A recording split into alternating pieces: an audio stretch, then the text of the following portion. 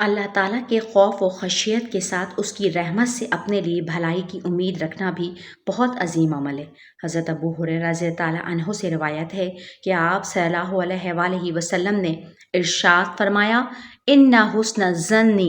مِنْ حُسْنِ عبادت اللہ۔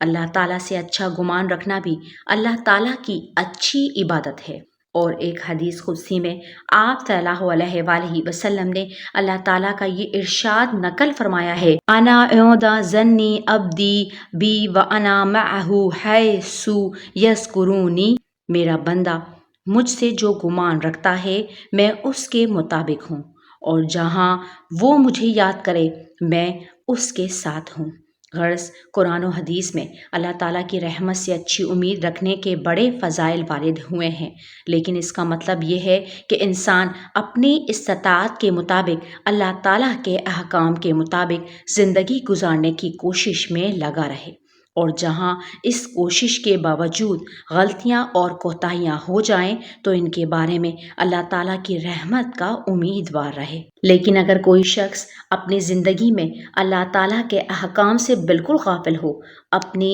اصلاح کی متعلق فکر نہ کرے اور اپنے آپ کو بے لگام نفسانی خواہشات کے پیچھے چلنے کے لیے آزاد چھوڑ دے، اور اس غفلت اور بے فکری کے باوجود یہ آرزوئے باندھے کہ خود بخود مغفرت ہو جائے گی، تو ایسے شخص کی حدیث میں سخت مذمت کی گئی ہے۔ صحیح طرز عمل یہ ہے کہ اپنی اصلاح کی فکر کے ساتھ انسان اللہ تعالیٰ کے خوف و خشیت، اس کے ساتھ حسن ظن اور اس کی رحمت کی امید، دونوں باتوں کو اس طرح جمع کرے کہ بیم درجہ کی ملی جلی کیفیت اس پر طاری رہے۔ حضرت انس رضی اللہ عنہ روایت کرتے ہیں کہ آپ صلی اللہ علیہ وآلہ وسلم ایک نوجوان کے پاس تشریف لے گئے جو